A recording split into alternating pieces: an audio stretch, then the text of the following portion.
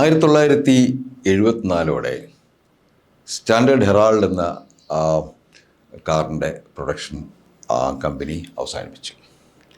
Standard Herald വളരെ നൂതനമായ ഒരു വാഹനമായിരുന്നു. അതിലുപയോഗിച്ചിരുന്ന ടെക്നോളജി പലതും അംബാസഡറിൽ നിന്നും ആ കാലത്ത് ഇറങ്ങിയിരുന്ന മറ്റ് ഇന്ത്യൻ വാഹനങ്ങൾ ഫിയറ്റിൽ നിന്നെല്ലാം വ്യത്യസ്തമായിരുന്നു. പക്ഷേ ആ ടെക്നോളജിയൊക്കെല്ലാം തന്നെ ധാരാളം ഗുണവും ദോഷവും ഉണ്ടായിരുന്നു. ഒന്നാമത് ഈ ബോഡി ഓൺ ഫ്രെയിം ചേസിൻ്റെ മുകളിൽ ബോഡി വരുന്ന സമയത്ത് അത് മറ്റെല്ലാ വണ്ടികളും അത് വെൽഡ് ചെയ്ത് വെച്ചിരുന്നതിനാൽ അതിന് പിന്നെ റാറ്റ്ലിങ്ങോ അല്ലെങ്കിൽ മറ്റു പ്രശ്നങ്ങളോ ഉണ്ടായിരുന്നില്ല. ഇത് സ്ക്രൂ ചെയ്ത് വെച്ചിരുന്ന ബോഡി പാർട്സ് ആയതിനാൽ അതിന് റാറ്റ്ലിംഗ് വളരെ കൂടുതലായിരുന്നു. വാഹനങ്ങൾ പഴക്കം ചെല്ലുന്തോറും വലിയ റാറ്റ്ലിംഗ് ഉണ്ടായിരുന്നു. അതുപോലെ തന്നെ ഈ ഫ്ലോട്ടിംഗ് ആക്സിൽ സിസ്റ്റം ബ്രേക്ക് ചെയ്യുമ്പോൾ കൂടുതൽ സ്റ്റെബിലിറ്റി വാഹനത്തിനുണ്ടായിരുന്നെങ്കിലും ഇത് ഏത് സമയത്തും ഈ ആക്സിൽ പൊട്ടുകയും അതുപോലെ തന്നെയുള്ള അപകടങ്ങൾ ഉണ്ടാവുകയും ചെയ്യുന്ന ഒരു സാധ്യത ഉണ്ടായിരുന്നു. അത് സംഭവിക്കാറുണ്ടായിരുന്നു. പിന്നീട് മറ്റൊരു കാര്യം, ഇതിൻ്റെ ഫ്രണ്ടിലേക്ക് തുറക്കുന്ന ബോണറ്റ്, അത് പലപ്പോഴും ബ്രേക്ക് ചെയ്യുമ്പോഴൊക്കെ ഈ ബോണറ്റിൻ്റെ ക്ലിപ്പ് ഊരിപ്പോയിട്ട് നേരെ ഫ്രണ്ടിലേക്ക് തുറന്നു പോകുന്നൊരു പ്രശ്നം ഉണ്ടായിരുന്നു. അങ്ങനെ ഇത്തരത്തിലുള്ള ചെറിയ ചെറിയ പ്രശ്നങ്ങൾ അത് ഈ വാഹനത്തിൻ്റെ വിൽപ്പനയെ തന്നെ ബാധിച്ചു. മറ്റൊന്ന്, 4 ഡോർ വേർഷൻ ഇറക്കിയിട്ട് പോലും അവർക്ക് മാർക്കറ്റിൽ കൂടുതലായി വാഹനങ്ങൾ വിറ്റഴിക്കാൻ സാധിച്ചില്ല. കാരണം എല്ലാ വർഷവും 1000-1200 വാഹനങ്ങളൊക്കെയാണ് ഈ സ്റ്റാൻഡേർഡ് മോട്ടോഴ്സിന് പ്രൊഡ്യൂസ് ചെയ്യാൻ കഴിഞ്ഞത്. 10,000-കണക്കിന് വാഹനങ്ങൾ മറ്റ് കമ്പനികൾ പ്രൊഡ്യൂസ് ചെയ്ത സമയത്ത് ഇവർക്ക് 1000-കണക്കിന് വാഹനങ്ങളാണ് പ്രൊഡ്യൂസ് ചെയ്യാൻ സാധിച്ചിരുന്നത്. പക്ഷേ അത് പിന്നീട് കുറഞ്ഞു വന്നിട്ട് വളരെ ചില വർഷങ്ങളിലൊക്കെ ഇപ്പോൾ 70-71 വർഷങ്ങളൊക്കെ ആകുമ്പോൾ അതിൽ പ്രൊഡക്ഷൻ കുറഞ്ഞ 68-70 വാഹനങ്ങളൊക്കെ ആയിട്ട് വന്നു. അങ്ങനെ ആ സമയത്താണ് കമ്പനി എന്ത് ചെയ്യുന്നത്, കമ്പനി ഈ മൊത്തമായിട്ട് ഈ മോഡൽ മാറ്റാൻ തീരുമാനിക്കുന്നത്. അത് ടോട്ടലി ഇന്ത്യൻ ആയിട്ടുള്ളൊരു മോഡൽ തന്നെയാണ് അവർ ഇറക്കുന്നത്. 74 സ്റ്റാൻഡേർഡ് ഗസൽ എന്ന പേരിൽ നിലവിൽ ഈ വാഹനത്തിനുണ്ടായിരുന്ന അപര്യാപ്തതകളെല്ലാം തന്നെ പരിഹരിച്ചുകൊണ്ട് അവരൊരു മോഡൽ ഇറക്കുന്നു. അത് ട്രയംഫിൻ്റെ അതിന് ശേഷമുള്ളൊരു മോഡലിൻ്റെ ഹെറാൾഡിന് ശേഷമുള്ളൊരു മോഡലിൻ്റെ ഷെല്ലാണ് ഉപയോഗിച്ചിരുന്നതെങ്കിലും അതിൽ കുറേയധികം മാറ്റങ്ങൾ അവർ വരുത്തിയിട്ടുണ്ട്. അതായത് അതിന് വലിയ ലാർജർ ബൂട്ട് കൊണ്ടുവന്നു. അതുപോലെ അതിൻ്റെ റിയർ ആക്സിൽ സിസ്റ്റം അത് സാധാരണഗതിയിലുള്ള ഡിഫറൻഷ്യലും അതുപോലെ തന്നെ അതിൻ്റെ ഡിഫറൻറ്റ് ആക്സിൽ ട്യൂബും എല്ലാം വെച്ചിട്ട് വളരെ നോർമലായിട്ടുള്ള ഒരു രീതി പിന്തുടർന്നതിനാൽ ഈ ആക്സിൽ പൊട്ടിപ്പോകുന്ന പ്രശ്നം അവർ ഒഴിവാക്കി. അതുപോലെ തന്നെ ഫ്രണ്ട് ബോണറ്റ് മുന്നിലേക്ക് തുറന്നു പോകുന്നത് ഒഴിവാക്കാനായിട്ട് സാധാരണ കാറുകൾ കാണുന്ന പോലെ തന്നെ മുന്നിൽ നിന്ന് പുറകിലേക്ക് തുറന്നു വെക്കുന്ന ബോണറ്റുകൾ കൊണ്ടുവന്നു.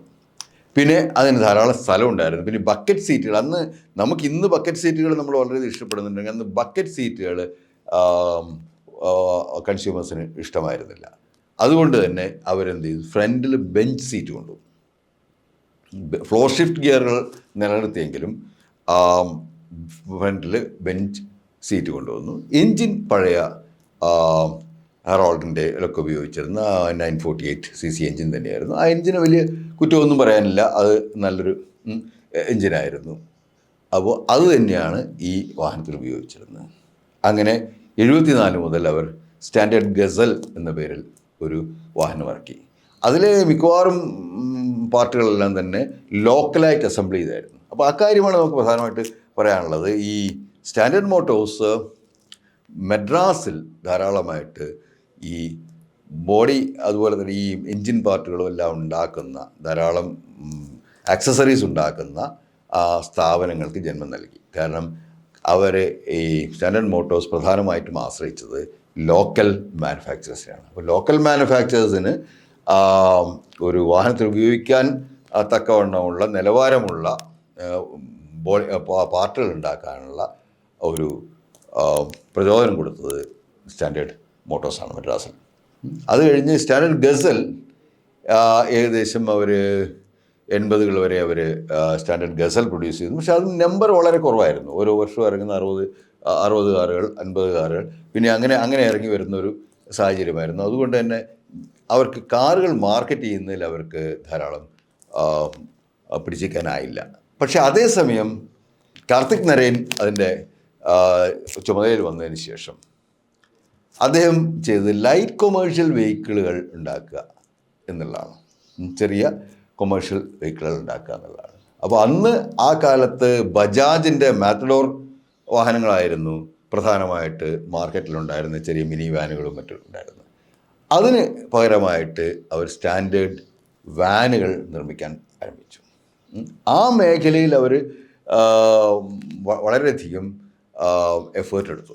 അപ്പോൾ ഈ കാറുകളുടെ നിർമ്മാണം ഒരു വശത്ത് നടക്കുന്നുണ്ട്, അത് ചെറിയ തോതിൽ കാറുകൾ നിർമ്മിച്ചു പോകുന്നുണ്ടെങ്കിലും ഈ സ്റ്റാൻഡേർഡ് വാൻ, അത് ട്രയംഫ് മോട്ടോഴ്സിൻ്റെ തന്നെ കുറച്ചുകൂടി പവർഫുൾ ആയിട്ടുള്ള 2000 cc എൻജിൻ, ഈ വാൻ ഗാർഡിലൊക്കെ ഉപയോഗിച്ചിരുന്ന എൻജിൻ ഉപയോഗിച്ചിട്ട് തന്നെയാണ്, അതേ എൻജിൻ വെച്ചിട്ട് തന്നെയാണ് അവർ സ്റ്റാൻഡേർഡ് വാനുകൾ നിർമ്മിച്ചു തുടങ്ങി.